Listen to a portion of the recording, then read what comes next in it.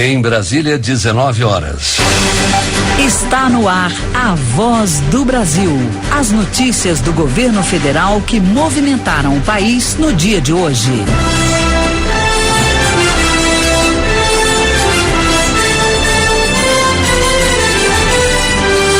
Boa noite. Boa noite para você que nos acompanha em todo o país. Quarta-feira, 30 de novembro de 2016. E vamos ao destaque do dia. Cai o número de mortes por AIDS no Brasil.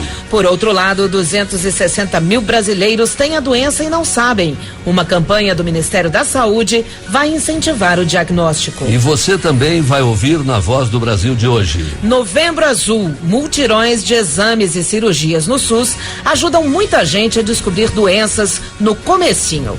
João Pereira foi um deles e dá um recado. Cuide, completou 40 anos, faça seus exames, porque se tiver o câncer de próstata, você descobrir no começo, pode ter cura. A gente vai mostrar como 9 milhões de famílias de baixa renda têm desconto na conta de luz. E cai a taxa de juros. Paulo La Sálvia.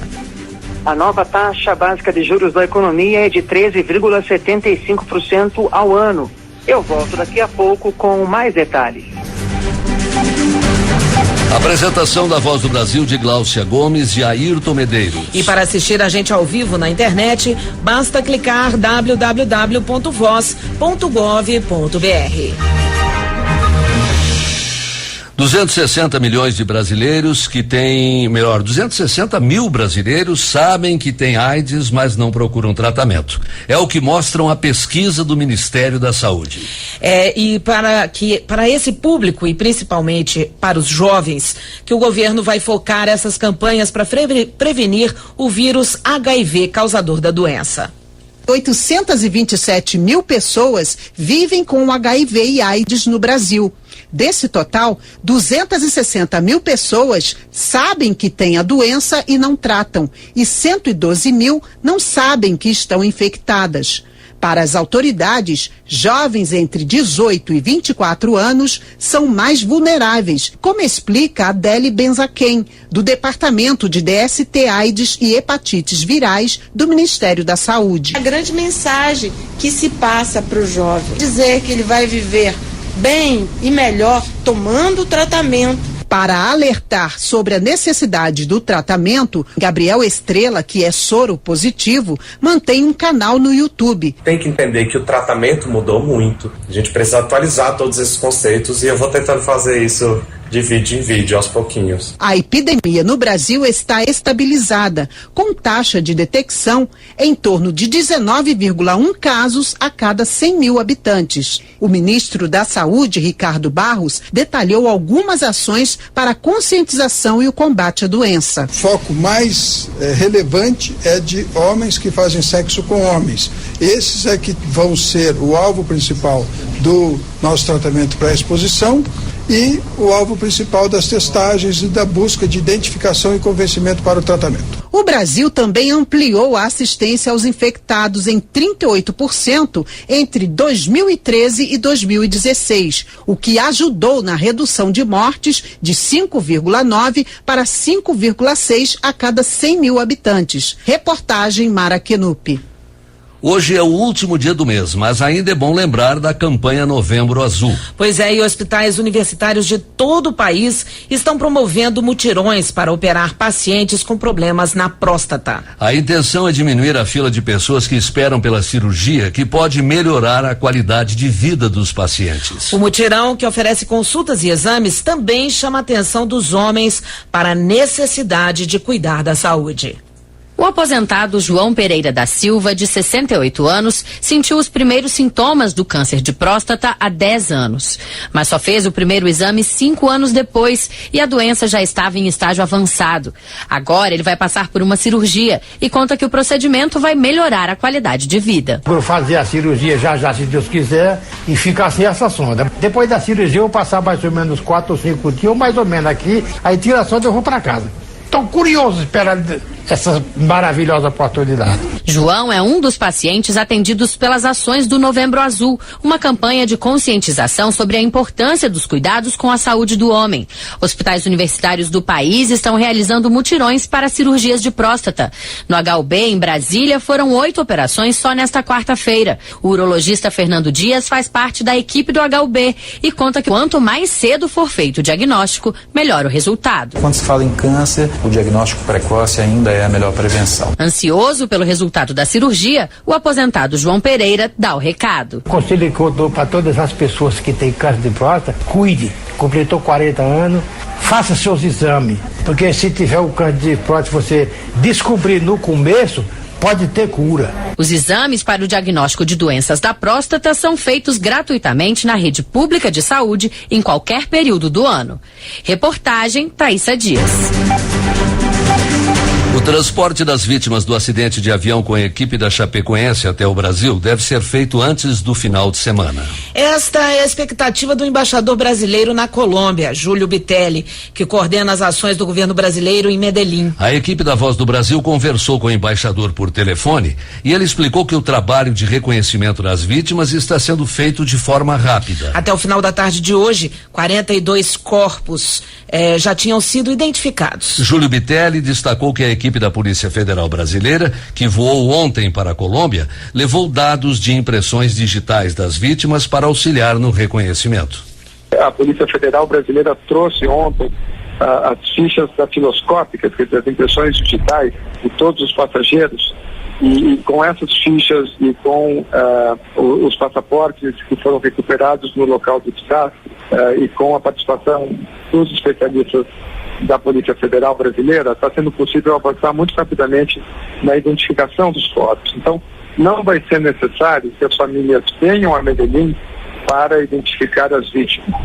Esse procedimento vai ser feito sem essa necessidade, que é sempre um momento traumático, doloroso, em que o familiar tem que identificar o seu ente querido dessa maneira. Então, com isso, está sendo dada uma opção mais ampla às famílias que podem decidir se querem vir ou se preferem esperar em sua cidade que os corpos sejam devolvidos ao Brasil.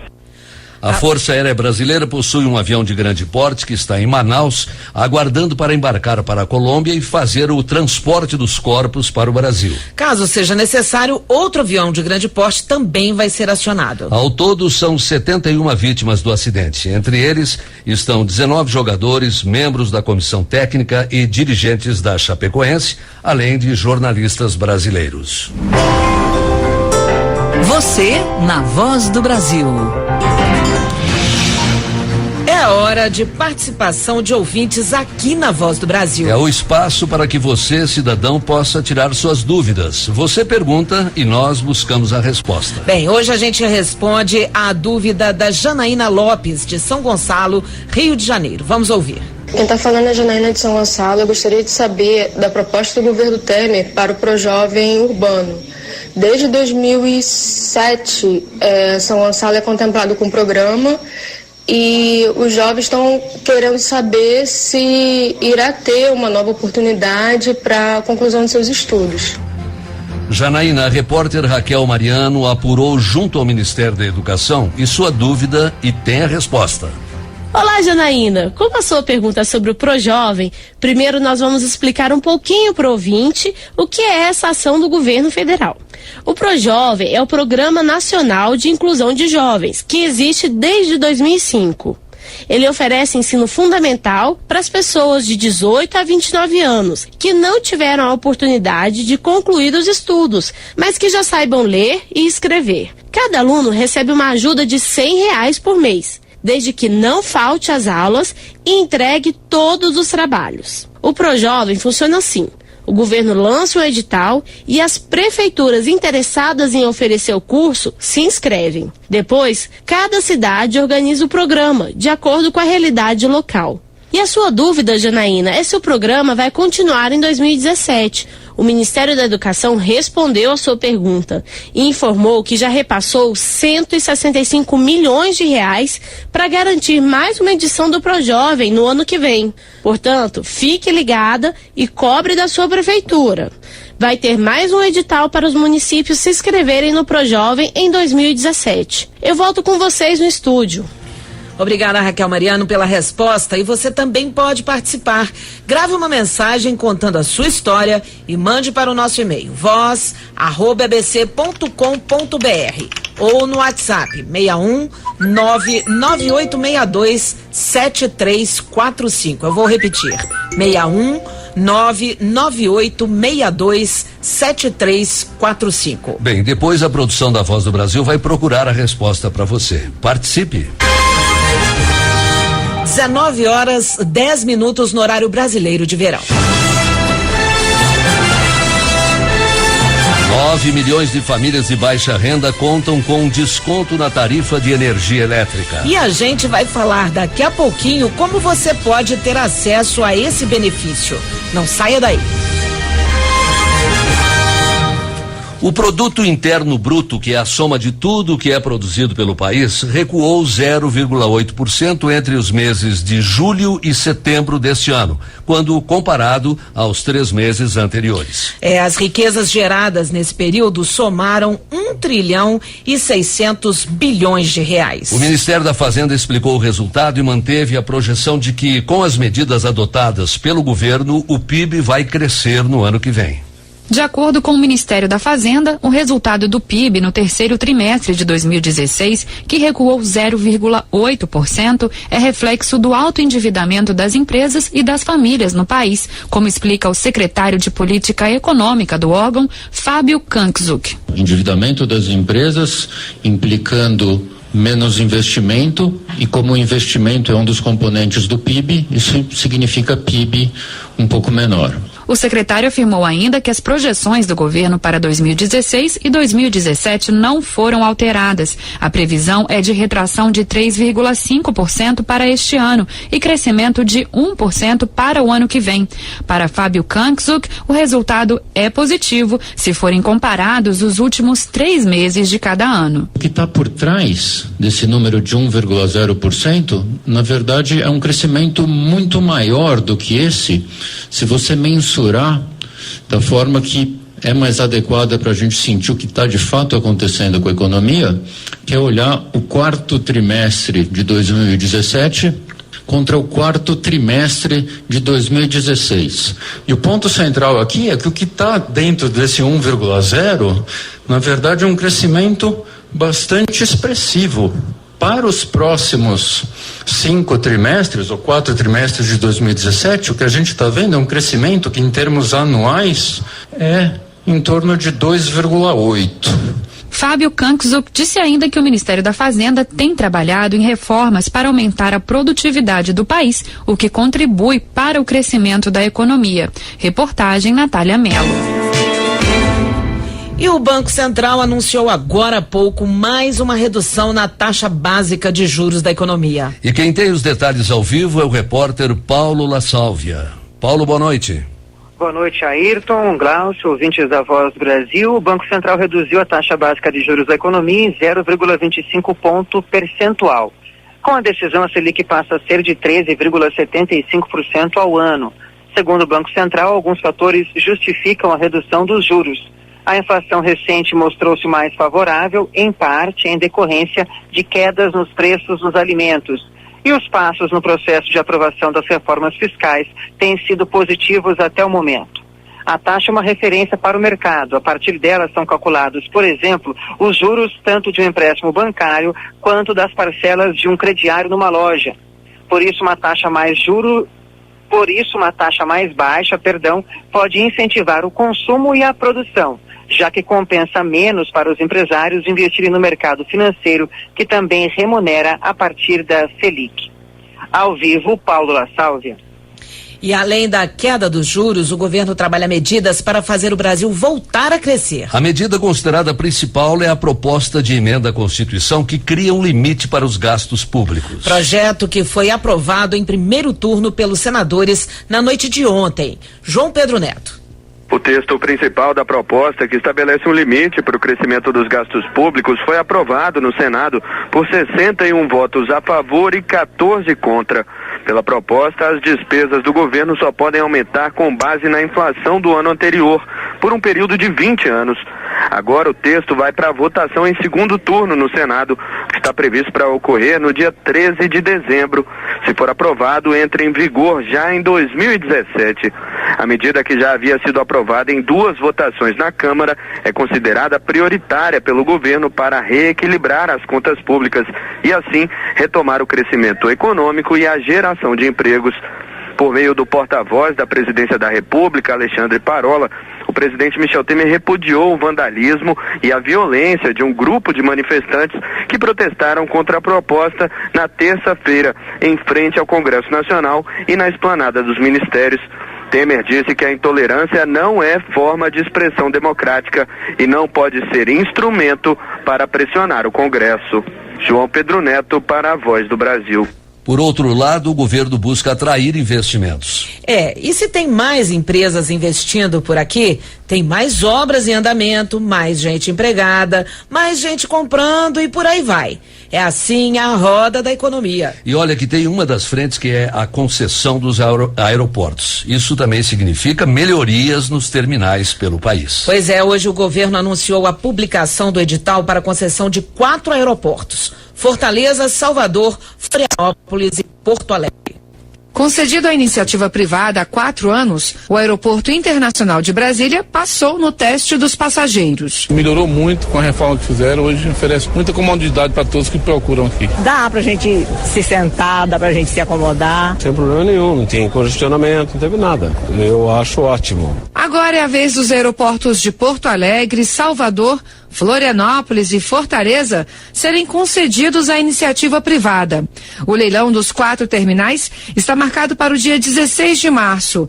O governo deve receber 754 milhões de reais pela outorga, já na assinatura dos contratos, valor correspondente a 25% do total da concessão. O secretário executivo do Programa de Parcerias de Investimento, Moreira Franco, fala da expectativa total de arrecadação e de geração de empregos. O governo espera arrecadar um mínimo de 2,9 bilhões, 3 bilhões de reais. Essas novas concessões representarão ainda a criação de cerca de 30 mil novos empregos, investimentos de mais de 6,5 bilhões de reais. O ministro dos Transportes, Portos e Aviação Civil, Maurício Quintela Lessa, destacou que o governo segue o cronograma pré-estabelecido no lançamento das concessões. Nós estamos absolutamente dentro daquilo que o cronograma estabeleceu, tanto na área portuária, agora na área de aeroporto e também no setor elétrico. As empresas que vencerem o leilão deverão investir na ampliação dos terminais de passageiros, das pistas de pouso e decolagem e dos estacionamentos de veículos. Também devem fazer melhorias nos banheiros públicos, ofertar internet Wi-Fi gratuita, ar-condicionado, escadas rolantes e elevadores. Os concessionários terão de pagar ao governo anualmente 5% das receitas obtidas em cada aeroporto. Reportagem Luana Karen.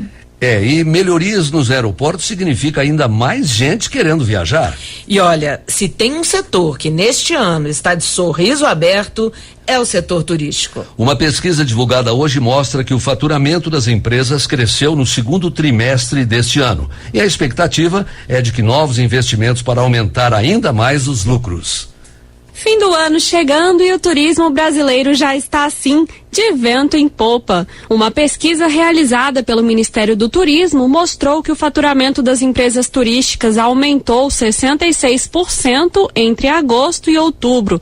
E mais da metade dos entrevistados afirmaram que vão investir no último trimestre do ano. O presidente do Sistema Integrado de Parques e Atrações Turísticas, Alan Baldassi, destaca alguns fatores que contribuem para o bom resultado. O valor do dólar tem subido e dificultado as viagens internacionais, e com o produto brasileiro de parques temáticos e atrações turísticas cada vez melhor, eu acho que esses fatores todos considerados, o nosso setor tem mostrado um equilíbrio.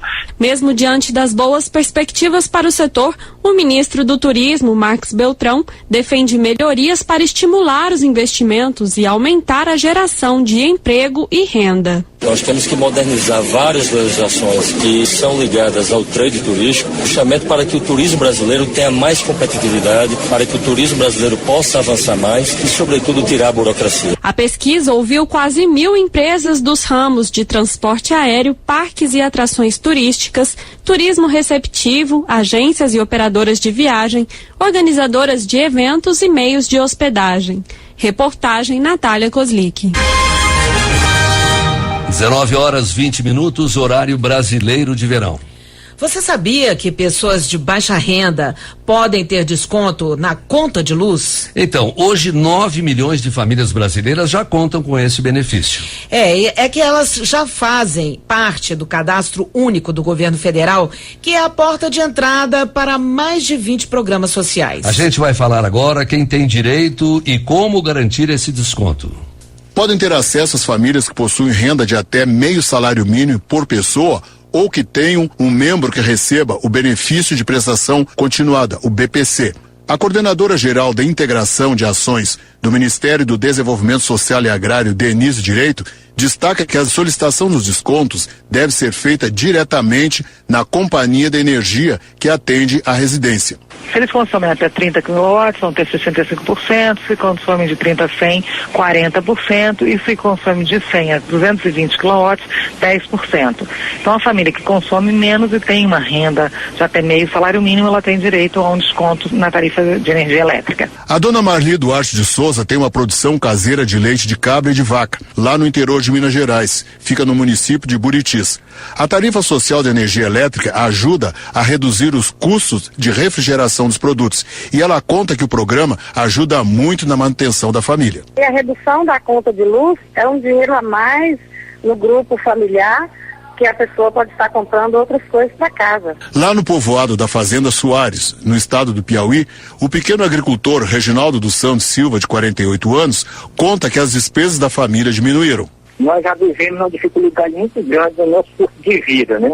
E hoje nós estamos sabendo que a taxa de energia é uma taxa muito grande. Quanto maior o desconto para nós, é melhor. As famílias indígenas e quilombolas com renda por pessoa de até meio salário mínimo têm direito ao desconto de 100% na conta de energia elétrica, desde que o consumo não ultrapasse o limite de 50 kWh por mês. De Brasília, Roberto Rodrigues. Estados e municípios interessados em participar do Criança Feliz já podem aderir ao programa. Isso significa garantir recursos para a capacitação dos visitadores que vão acompanhar as famílias e estimular o desenvolvimento das crianças. Pois é, o prazo de adesão dos estados se encerra nesta sexta-feira, dia 2 de dezembro. Até o momento, 10 estados já aderiram ao programa Criança Feliz. Após a adesão, cada estado receberá R$240 mil por meio do Fundo Nacional de Assistência Social para contratar especialistas em desenvolvimento que vão atuar na capacitação dos visitadores. O médico e consultor do programa Criança Feliz, Cláudio Duarte, destaca que a visitação é uma etapa importante do programa, que vai atender crianças beneficiárias do Bolsa Família, do benefício de prestação continuada e em situação de vulnerabilidade social. E essa visita é uma visita onde a gente vai apoiar, interagir, capacitar, informar as mães, os pais, os cuidadores daquelas ações que precisam ser feitas para promover o desenvolvimento infantil. O programa tem o objetivo de dar maior atenção e estimular as crianças nos primeiros 1000 dias de vida para que no futuro elas tenham melhores condições de vencer a pobreza. Os municípios também já podem aderir ao programa, mas o prazo segue até o dia 10 de fevereiro. Para preencher o termo de adesão, o gestor da assistência social deve acessar o site do Ministério do Desenvolvimento Social e Agrário no endereço www.mds.gov.br. Reportagem Rodrigo Sacconi. Essas foram as notícias do governo federal. Fique agora com o Minuto do TCU. Em seguida, as notícias do Poder Judiciário e do Congresso Nacional. Boa noite. Brasil, ordem e progresso.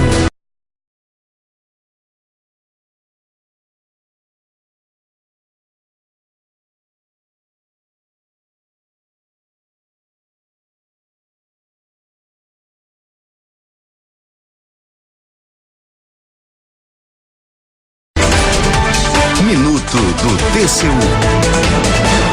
O Tribunal de Contas da União realizará nesta quinta-feira, em sua sede, a partir das 10 horas, o diálogo público Desenvolvimento da Infraestrutura Nacional, desafios para o controle e para a fiscalização. O evento tem como principais objetivos discutir os desafios da área de infraestrutura, estreitar o relacionamento entre os entes federais e mostrar os principais trabalhos realizados pelo tribunal. Entre os temas selecionados para este encontro estão os acordos de leniência, a fiscalização das sociedades de propósito específico em contratos de concessão, a inovação e a tecnologia em prol do controle e a prorrogação dos contratos de concessão e o ambiente de regulação. A inscrição é gratuita e pode ser realizada no site www.tcu.gov.br. TCU, fiscalização a serviço da sociedade.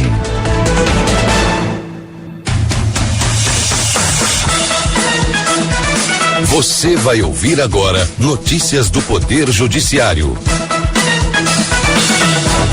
Supremo Tribunal Federal decide que Congresso Nacional deve aprovar regras de ressarcimento dos estados exportadores que deixam de cobrar ICMS. Negado o recurso do ex-presidente Lula para rever desmembramento de processo. A empresa é condenada por mandar notificação extrajudicial a executivo em novo emprego. Agora em Brasília, 7h25. Boa noite, eu sou o Johnny Luna. E eu sou o Arthur Filho. O plenário do Supremo Tribunal Federal determinou que o Congresso Nacional deve aprovar lei com as normas para a União ressarcir os estados que deixam de cobrar ICMS. Esses estados são obrigados por lei a não cobrar o imposto na exportação de serviços, matérias-primas e produtos industrializados semi-elaborados. Ricardo Viula. Na ação, 16 estados alegavam que o Congresso não seguiu a determinação de uma emenda constitucional de 2003 para fixar novos critérios de compensação financeira dos estados exportadores. Até a aprovação da lei, a emenda prevê que seja utilizada provisoriamente a fórmula de cálculo da chamada Lei Candir. O plenário do STF impôs o prazo de 1 ano para o Congresso definir como deve ser repassado o dinheiro devido aos estados que desoneram o ICMS cobrado sobre exportações. No julgamento, os ministros destacaram um prejuízo financeiro para os cofres públicos estaduais provocado pela omissão legislativa. Por isso, o ministro Celso de Mello afirmou que cabe à Justiça intervir diante da inércia do Poder Legislativo em regulamentar direitos fundamentais previstos na Constituição. A inocuidade do apelo ao legislador culmina por perpetuar esse estado de prolongada abstenção normatizadora por parte do órgão incumbido pela Constituição da República de regulamentá-la. Se o Congresso não cumprir a decisão do STF no prazo de 12 meses, ficou decidido que o Tribunal de Contas da União deve assumir então a tarefa de calcular o valor dos repasses para os estados exportadores. Negado o recurso do ex-presidente Lula para rever desmembramento de processo. A decisão é do Superior Tribunal de Justiça, Tiago Gomide. A defesa deles queria que fosse revista a decisão que manteve o desmembramento do processo contra Lula e a esposa. O processo apura supostos crimes relacionados ao apartamento triplex no Guarujá, em São Paulo, e à cooperativa Bancop. O relator, ministro Ribeiro Dantas, negou o pedido e manteve a decisão do desmembramento. Assim, os fatos relacionados ao apartamento triplex no Guarujá vão ser apurados na Operação Lava Jato, no Paraná, enquanto as condutas relativas às supostas fraudes praticadas na Bancop ficam com a Justiça Paulista. Empresa é condenada por mandar notificação extrajudicial a executivo em novo emprego. A decisão é da primeira turma do Tribunal Superior do Trabalho, Priscila Peixoto. Após ser condenada em primeira e segunda instâncias, a empresa recorreu ao TST, mas o relator do caso na primeira turma, ministro Valmir Oliveira da Costa, negou o recurso, mantendo o entendimento do regional, que avaliou que a notificação tinha cunho nitidamente intimidatório. A decisão foi unânime. Com isso, o executivo deve ser indenizado em R$15 mil por dano moral. Justiça do Espírito Santo nega a apreensão de carro por falta de pagamento. O comprador já teria pago 40 das 52 parcelas do financiamento do automóvel. Elívio Blower. O consumidor atrasou a 40ª parcela do veículo que venceu em janeiro de 2015, que foi quitada em maio do mesmo ano. Em razão do atraso, o banco então solicitou a reintegração de posse do carro, mas a justiça entendeu que o réu comprovou o princípio da boa-fé ao já ter pago mais de R$32 mil do financiamento e ainda decidiu que as 12 parcelas restantes devem ser quitadas em parcelas mensais devidamente corrigidas.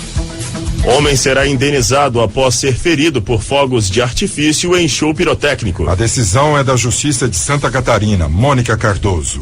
O homem participava da 7ª festa do chimarrão no município de Catanduvas. Ele estava na arquibancada e foi atingido na região do pescoço, sofrendo queimadura de 3º grau. No recurso, a defesa alegou que não há cobrança de ingressos para a festa e que também houve queima de fogos por visitantes e expositores. Assim, não haveria como saber se os ferimentos foram provocados pelos fogos de artifício da empresa contratada pela prefeitura. Mas o juiz decidiu que cabe ao município zelar pela segurança e integridade física do público presente, independente do pagamento de ingresso.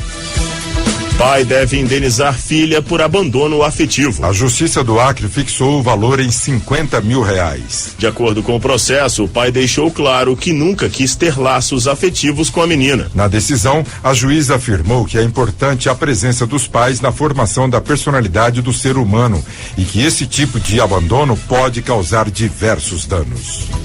Você acompanha outras notícias do Poder Judiciário em 104,7 FM para o Distrito Federal e em torno e também pela internet. Acesse www.radiojustiça.jus.br e siga pelo Twitter. twitter.com/radiojustiça. A você, uma boa noite. Boa noite. Notícias do Poder Judiciário, uma produção da Rádio Justiça, Supremo Tribunal Federal.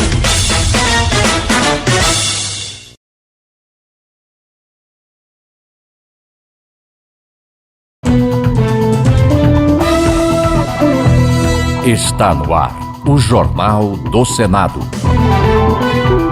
Senado aprova aumento para polícias federal e rodoviária federal. E também proposta que obriga a juiz a decidir em até 72 horas sobre prisão em flagrante. Senadores discutem agora pacote anticorrupção aprovado pela Câmara dos Deputados. Segue para o plenário o projeto que acaba com foro privilegiado.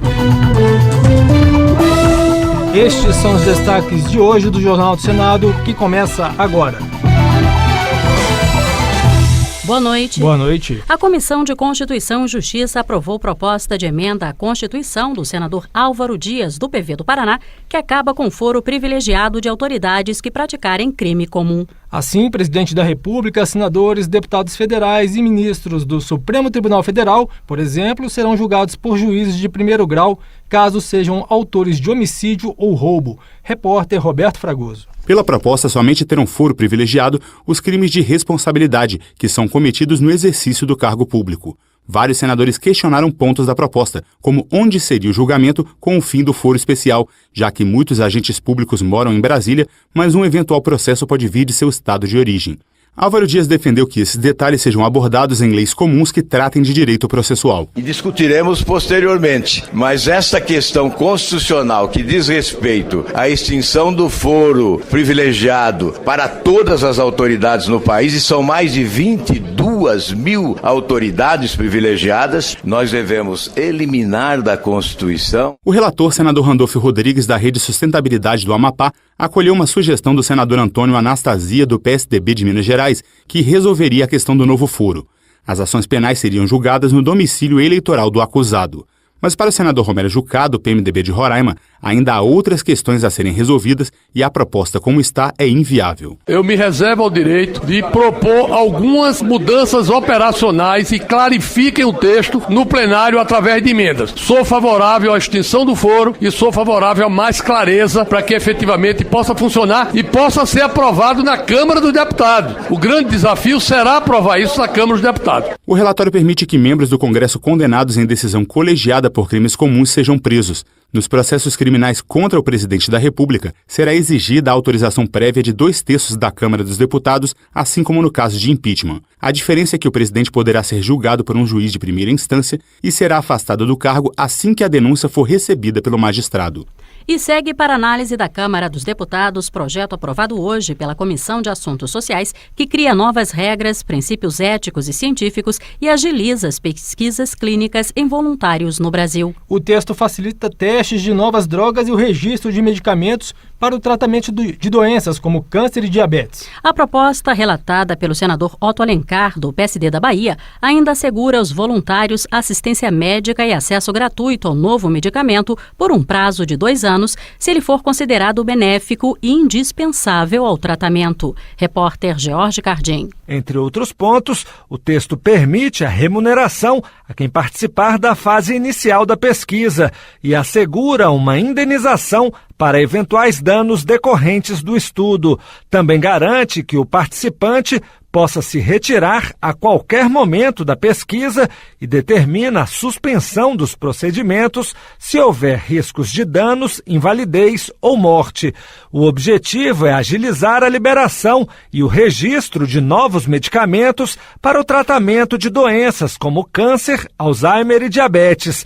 O senador Otto Alencar lembrou que as novas regras devem trazer benefícios sociais e vantagens econômicas. Além do impacto social da pesquisa clínica decorrente das mudanças que acarreta nas práticas sanitárias e nas condições de vida e da saúde, ela também apresenta grande potencial econômico para gerar novas tecnologias e registro de patentes. Assim, no desenvolvimento científico, os interesses econômicos e sociais devem ser balanceados para que a pesquisa se desenrole no estrito respeito aos direitos humanos. A senadora Gleice Hoffmann, do PT do Paraná, apresentou o projeto que obriga os bancos a divulgarem a cada 3 meses informações sobre a composição dos juros de cada linha de crédito e dados como o nível de inadimplência. A proposta também impõe limite aos juros. Assim, quando o empréstimo tiver uma garantia real ou pagamento certo, como no caso do consignado, os juros não poderão passar de 2 vezes a taxa Selic, hoje fixada em 14%. E quando não houver garantias, caso em que o risco de inadimplência é maior, a taxa poderá chegar a 4 vezes a Selic. Segundo ela, a média geral dos juros no Brasil é de 72%, chegando a 400% no rotativo do cartão de crédito. Já o senador Raimundo Lira, do PMDB da Paraíba, criticou a possibilidade de o Banco do Brasil fechar agências. Para ele, a instituição tem um papel social, especialmente no interior do país. Ele lembrou que o banco já está fechando agências nos pequenos municípios após casos de roubo. O resultado é que milhares de pessoas têm que se deslocar por quilômetros em busca de atendimento bancário. Fechar agências do interior porque foram assaltadas e não reabri-las. Fechar agências porque não são lucrativas, trocando por máquinas, reduzindo empregos. E é importante dizer que o acionista que compra uma ação do Banco do Brasil, ele tem que saber que o Banco do Brasil é também um banco social. E eu nunca vi nesse país pressão dos acionistas minoritários do Banco do Brasil para que o Banco do Brasil fechasse a agência. E na opinião do senador Eduardo Amorim, do PSC de Sergipe, o aumento da violência é um fenômeno nacional que se revela em dados. Ele citou como exemplo o fato de ocorrer um homicídio violento a cada 9 minutos e o roubo ou furto de 1 milhão de veículos em 2 anos. Dentre as prioridades do Plano Nacional em Aracaju está a proteção das mulheres vítimas de violência, da racionalização do sistema prisional e de combate aos grandes criminosos, como no caso do tráfico de drogas.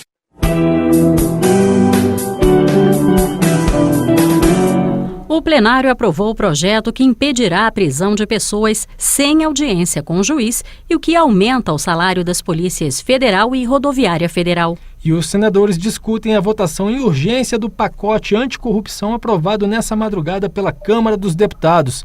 As informações ao vivo com a repórter Érica Christian. Boa noite, Érica.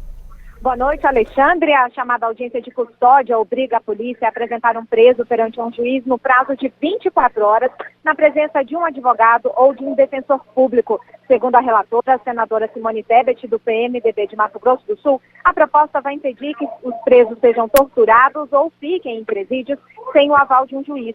Dados do Conselho Nacional de Justiça revelam que o tempo de demora é de 6 meses para que um preso tenha a primeira audiência com o magistrado. Ela citou ainda que de um grupo de 600 mil detentos, metade não tinha passado por uma audiência de custódia e dos 40 apresentados a um juiz, 48% conseguiram aguardar o julgamento em liberdade. O projeto prevê que o prazo seja estendido para 72 horas em casos excepcionais de fundamentação técnica ou por videoconferência. A proposta também determina que o certificado das razões da prisão é submetido a exame de corpo de delito e obriga a autoridade policial a comunicar ao Ministério Público e à Defensoria Pública sobre a prisão.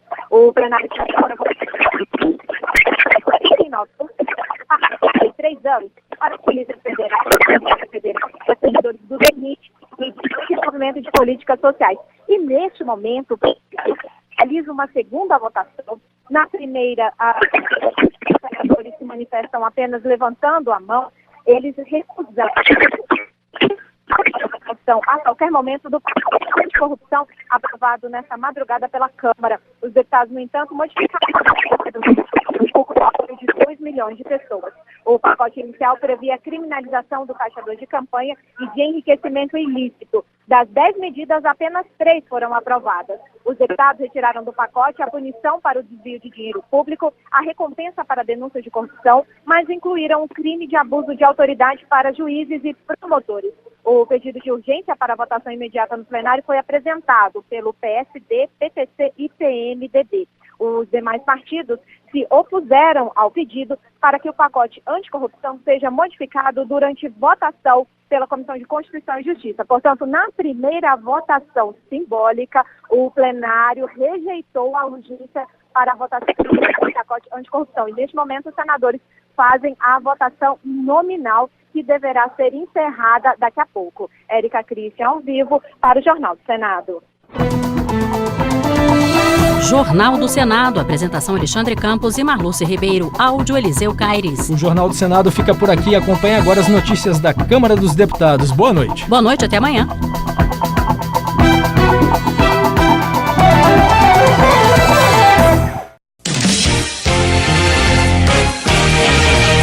Jornal Câmara dos Deputados.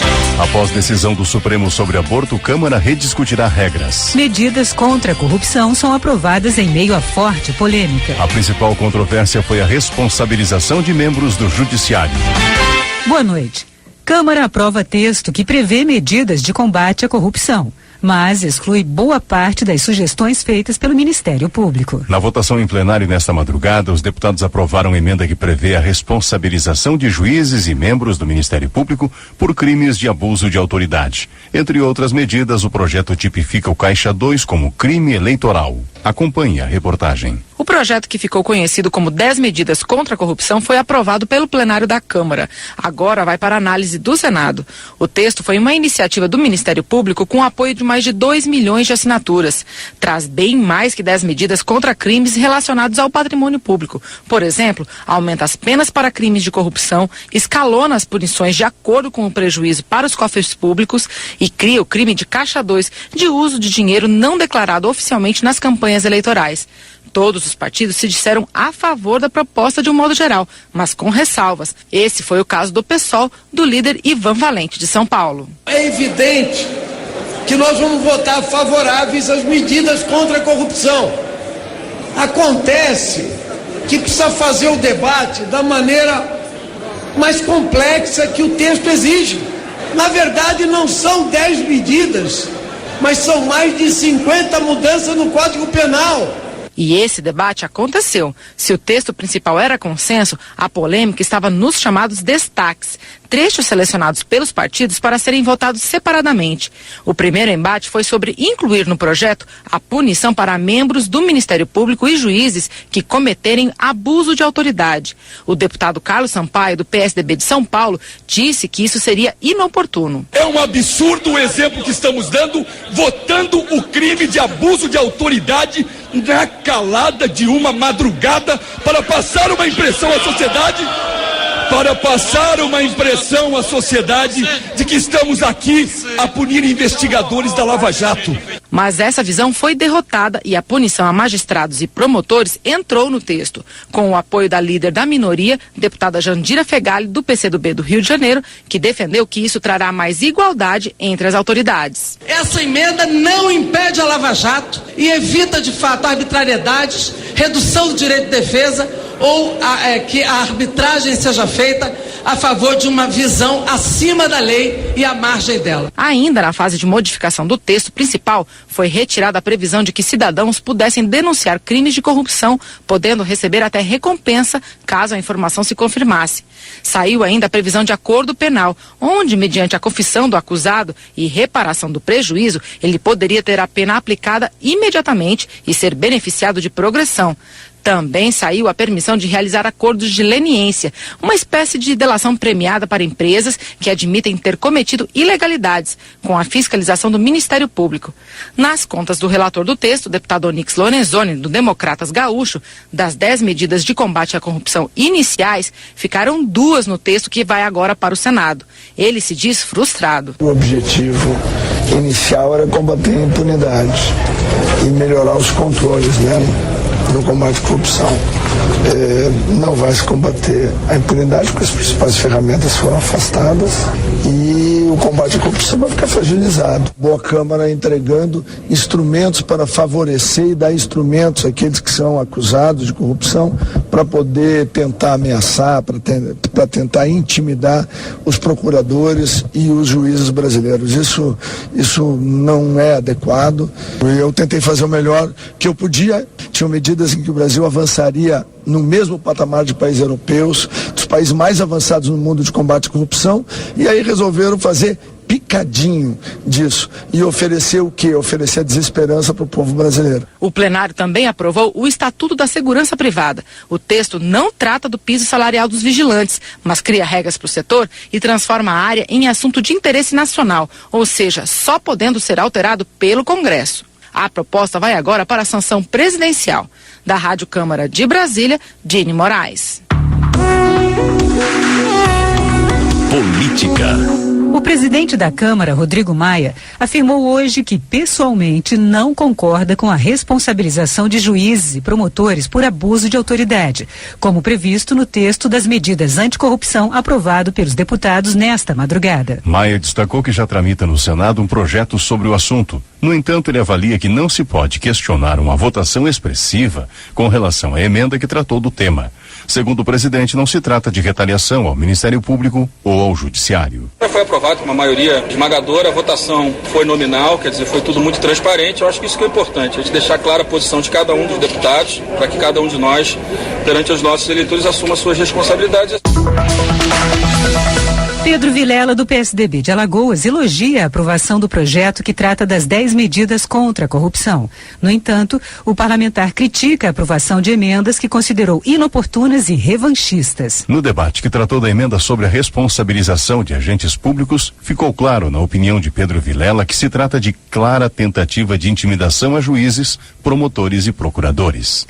A aprovação da emenda ao projeto com medidas contra a corrupção, prevendo responsabilização de juízes e de membros do Ministério Público, está tendo uma leitura equivocada por parte de alguns parlamentares, na opinião de Pepe Vargas, do PT Gaúcho. Segundo ele, a questão do crime por abuso de autoridade significa que todos são iguais perante a lei. Pepe Vargas afirma que aquele que considera a decisão prejudicial à Lava Jato está agindo por má fé ou desconhecimento, pois a denúncia contra qualquer pessoa precisa ser comprovada. Após uma sessão de 14 horas, foram aprovadas na Câmara as medidas contra a corrupção. Na avaliação de Hildo Rocha, do PMDB do Maranhão, as mudanças representam um avanço. Ele destaca a criminalização do Caixa 2 e a emenda que concede mais direitos para os advogados. A emenda caracteriza como crime, por parte de juiz, promotor ou delegado, a violação de prerrogativa de advogado. Hildo Rocha diz estar otimista que a proposta será aprovada no Senado e, em seguida, sancionada pelo presidente da República. Júlio Delgado, do PSB de Minas Gerais, acredita que as alterações que o plenário fez ao projeto anticorrupção enviado pelo Ministério Público desfiguraram a essência do texto e decepcionaram a população. O texto que foi aprovado por nós na madrugada dessa noite é muito diferente e não tem nada a ver com a proposta que a sociedade apresentou a essa casa. subscrita por mais de 2,5 milhões de pessoas. Votamos uma coisa que não tinha como representação e votamos um projeto que desfigurou as 10 medidas, independente daquelas que foram aprovadas. Mais uma vez, falhamos. Falhamos na responsabilidade de representar a vontade da sociedade. Júlio Delgado reflete que a decisão da Câmara coloca a sociedade contra a classe política, prejudicando assim a característica representativa do Congresso. Ele espera que o Senado mude o projeto e, ao voltar para a Câmara, os deputados consigam elaborar um texto satisfatório à sociedade. As mudanças no projeto de lei sobre medidas contra a corrupção são criticadas por João Gualberto, do PSDB da Bahia. Ele afirma que vem alertando a sociedade sobre a possibilidade de alteração na proposta original, com o risco de desfiguração do texto enviado pelo Ministério Público. João Gualberto acha que a aprovação de emenda que prevê condenação de integrantes do Judiciário por abuso de poder e crime de responsabilidade coloca em risco o próprio combate à corrupção. Ele acredita que a intenção de alguns parlamentares é punir aqueles que realmente combatem a corrupção. Jorginho Melo, do PR de Santa Catarina, critica o fato de os parlamentares passarem horas na Câmara dos Deputados sem apreciar nenhuma matéria. Ele questiona a demora de ontem na deliberação das medidas de combate à corrupção e se manifestou contrariamente a qualquer tipo de anistia à prática de Caixa 2. Ao criticar articulações políticas de bastidores, Aliel Machado, da Rede do Paraná, avalia que há uma tentativa de desvirtuar aquilo que foi pedido pela população nas medidas de combate à corrupção. Ele defende uma melhora na legislação que puna os culpados em todas as esferas. As alterações aprovadas pela Câmara no pacote anticorrupção contribuíram para melhorar o texto. A conclusão é de Valdir Colato, do PMDB catarinense.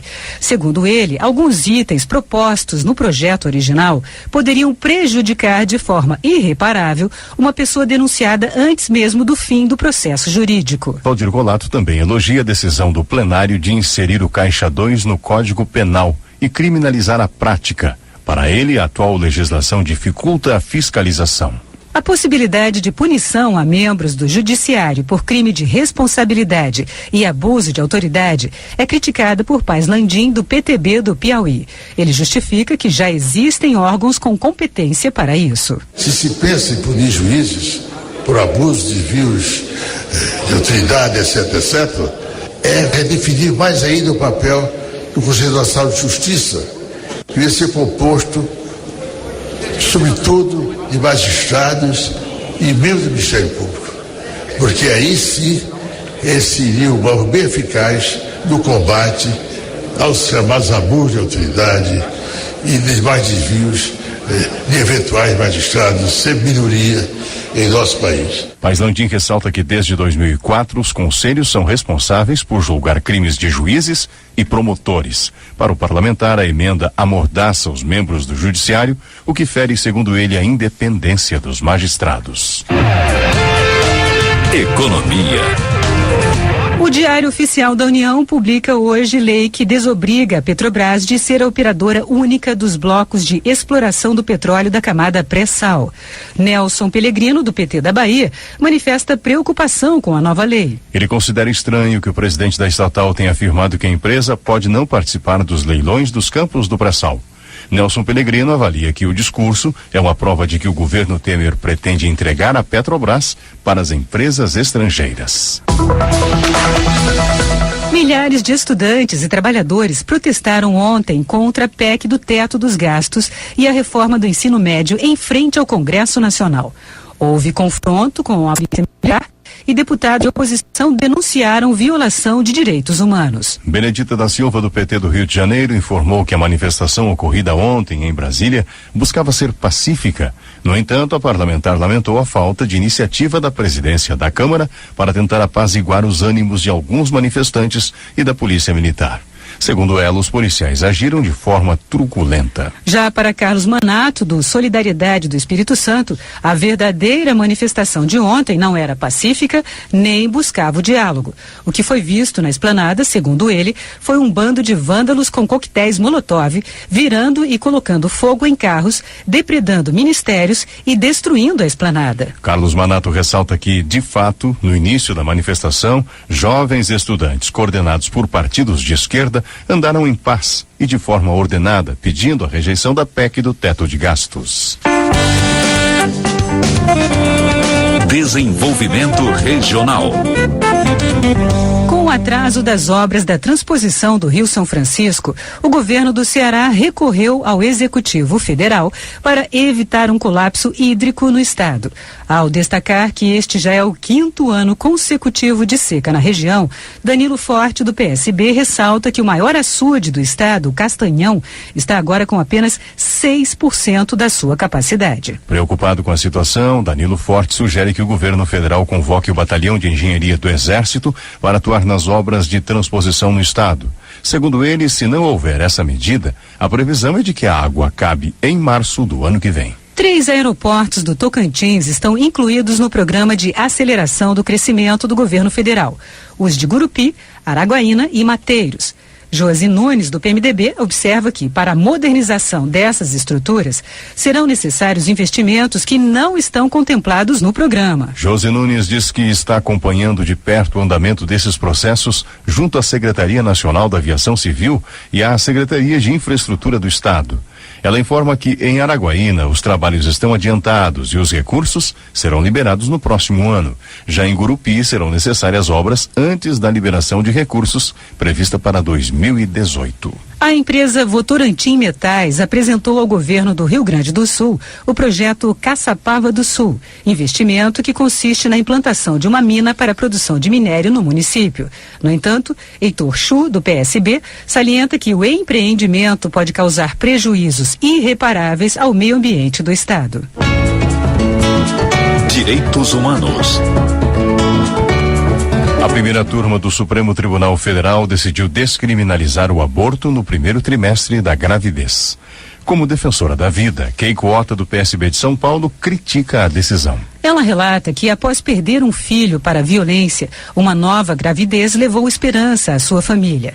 Keiko Ota acredita que, no momento em que uma criança é gerada, ela já é um ser em evolução. Para Fábio Souza, do PSDB goiano, a decisão da primeira turma do STF de descriminalizar o aborto foi equivocada e viola princípios constitucionais como o direito à vida. Fábio Souza ressalta ainda que o Supremo não tem competência para deliberar sobre o assunto, já que o Congresso havia decidido criminalizar a prática. O deputado analisa que a medida abre um precedente perigoso. O presidente da Câmara, Rodrigo Maia, afirmou hoje que a criação de uma comissão especial para definir regras claras sobre o aborto é uma resposta ao que considera uma interferência do Judiciário no poder legislativo. Ouça mais detalhes na reportagem. Nesta terça, a primeira turma do Supremo Tribunal Federal considerou que a interrupção da gravidez até o 3º mês de gestação não configura crime. Segundo Maia, a comissão deve ser instalada na próxima semana. Nós entendemos que há uma prerrogativa que foi usurpada da Câmara, do Congresso, e nós vamos cumprir o nosso papel. Acho que o importante é que a Câmara e o Senado cumpram o seu papel. Se nós entendemos que houve uma interferência no Congresso Nacional, nos nossos poderes, nos poderes dos legisladores, o nosso papel é legislar, que seja, como eu disse ontem, ratificando a decisão do Supremo Tribunal Federal ou retificando. Eu acho que isso agora vai ser uma decisão do plenário, numa emenda constitucional que está apresentada. O líder do PV, deputado Evandro Gussi, de São Paulo, criticou a decisão do Supremo. Trata-se de um grande atentado ao Estado de Direito. O aborto é um crime abominável, porque ceifa a vida de um inocente. A mulher pode dispor, aqueles que assim o pensam, sobre o seu próprio corpo, mas jamais poderia levar à morte aquele que é outra pessoa, que tem outra carga genética, que tem outro destino, outra história de vida. Na terça-feira, os ministros do Supremo discutiam a revogação da prisão preventiva de 5 médicos e funcionários de uma clínica de aborto. A decisão vale apenas para o caso específico, mas abre um precedente na mais alta corte do país para descriminalizar o aborto. Para o ministro Luiz Roberto Barroso, a criminalização do aborto, antes de concluído o primeiro trimestre de gestação, viola direitos fundamentais da mulher, como a autonomia da mulher, o direito à integridade física e psíquica, os direitos sexuais e reprodutivos da mulher, a igualdade de gênero, além da discriminação social e o impacto desproporcional da criminalização sobre as mulheres pobres. Da Rádio Câmara de Brasília, Luiz Gustavo Xavier. Homenagem. Mauro Pereira, do PMDB do Rio Grande do Sul, lamenta a tragédia ocorrida com o avião que levava a delegação da Chapecoense à Colômbia. O deputado destaca que 2 atletas resgatados com vida, o goleiro Jackson Follman e o jogador Alan Ruschel, passaram por times gaúchos. Zé Geraldo, do PT paraense, presta solidariedade aos familiares das vítimas do voo que levava jogadores da Chapecoense. Ele também homenageia o povo cubano pela morte de Fidel Castro. Destaca as realizações do ex-presidente de Cuba, que, de acordo com dados mostrados pelo parlamentar, acabou com o analfabetismo em poucos anos de presidência. Educação. A comissão mista que analisa a reforma no ensino médio aprovou hoje o relatório da medida provisória que trata do tema. Isalci Lucas, do PSDB do Distrito Federal, ressalta que a reforma foi amplamente debatida com a sociedade em audiências públicas nos estados, que contaram com a presença de prefeitos, conselheiros municipais e representantes de professores. Ele destaca a flexibilização do currículo como ponto positivo no texto, lembrando que o conteúdo original da medida provisória foi preservado em cerca de 90%. Isalci Lucas espera que a votação em plenário ocorra semana que vem. Após ser aprovado o relatório ao projeto que reformula o ensino médio, Átila Lira, do PSB do Piauí, elogia a parte do parecer que inclui filosofia, psicologia, artes e educação física como disciplinas essenciais para esse nível de ensino. Últimas notícias. Os deputados aprovaram hoje à noite a proposta de emenda à Constituição que muda o regime especial de pagamento de precatórios para viabilizar sua quitação por parte de estados e municípios. Os precatórios são as dívidas contraídas pelos governos em todas as esferas quando eles são condenados pela Justiça a fazer um pagamento após todos os recursos terem sido julgados.